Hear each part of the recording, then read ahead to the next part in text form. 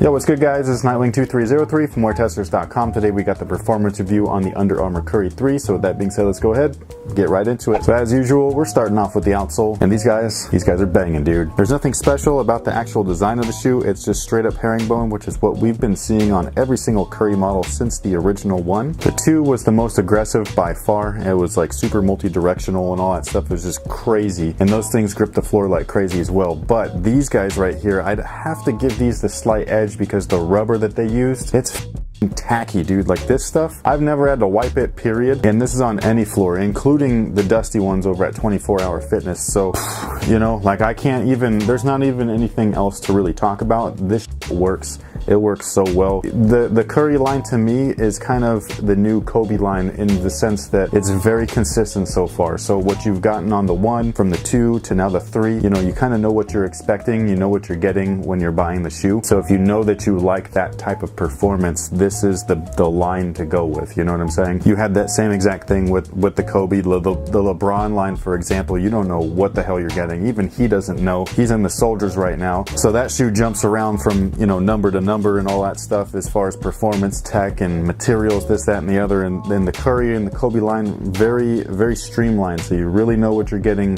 when you're buying the shoe. And that's something that I personally really appreciate. It doesn't give me any hesitation or anything like that. As soon as I grab these, put them on, I know exactly what's going to happen, and I'm just able to go out there and hoop. If you wanted to play in these outdoors, the rubber feels very durable. So, you know, I wouldn't worry about it too much. Like I said, it's real tacky rubber. So it's like a nice thick feeling material. The grooves are real shallow, so keep that in mind. But if you're just looking at performance and not longevity, then I would recommend these for indoor or outdoor use, no problem. Now the cushion, once again, is charged foam, and most of you guys know it's not my personal favorite cushion. I really enjoy Micro G, and that's Under Armour's like bread and butter that they don't use.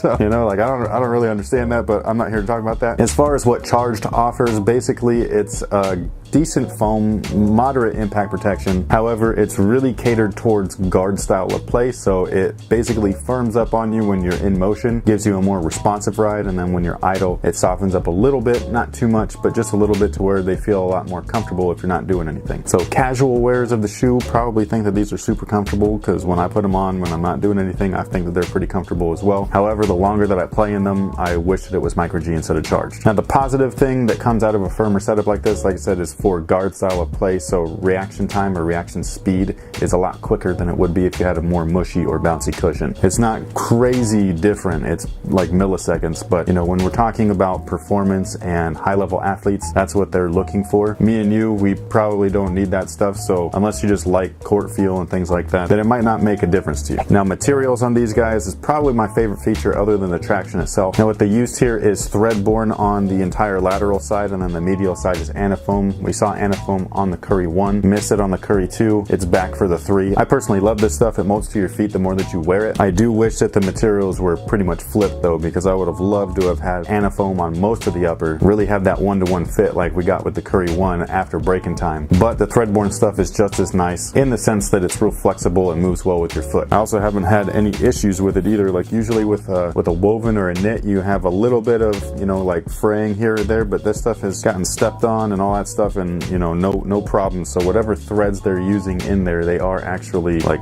durable, which is great. And then to add to the durability, they added fuse overlays in high wear areas, mostly at the forefoot of the shoe for toe drags. The lateral side right here, because that's a stress zone, you put a lot of stress on that for lateral movements, especially for guards. And same thing with the lacing structure. That is right where like all of that strength and tension is from the laces, so you don't want that thread-borne stuff to rip. So they added fuse there just to kind of make it more durable. As far as their fit is concerned, I would really recommend trying them on, because I've basically seen everybody, like including my own friends, where they choose different sizes of the shoe. I personally went true to size. I think that they fit me perfectly, but some have said that they needed to go up half a size. Some have even gone down half a size. So when that happens, just try the shoes on just to be safe. Otherwise, I would just, you know, recommend going true to size, as that's kind of like your normal go-to. I've worn the same size in all 3 Currys, and that's what I would go with here. If you are wide-footed though, I would probably recommend trying to go up half a size, just because they, like I said, fit me perfectly true to size. Lockdown on these guys is great. The midfoot is really solid. It's a semi-asymmetrical lacing setup, so it's not completely asymmetrical, but the lacing are not like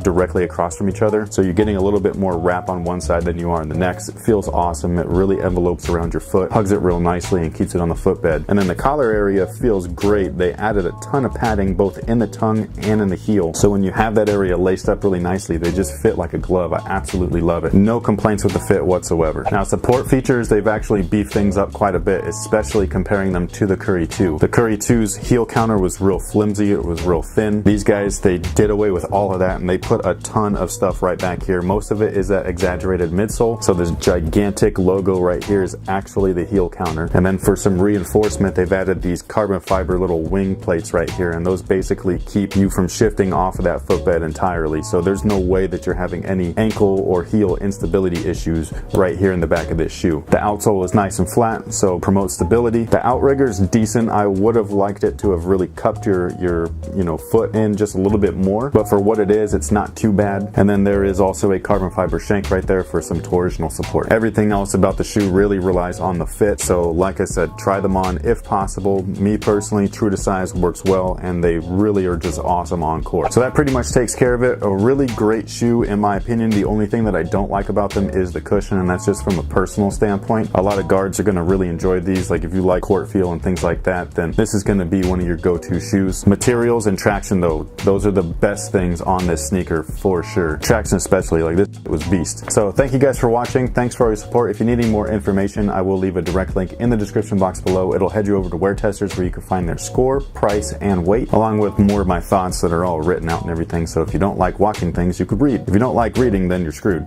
Sorry. But thank you so much once again, and until next time guys, have a good one.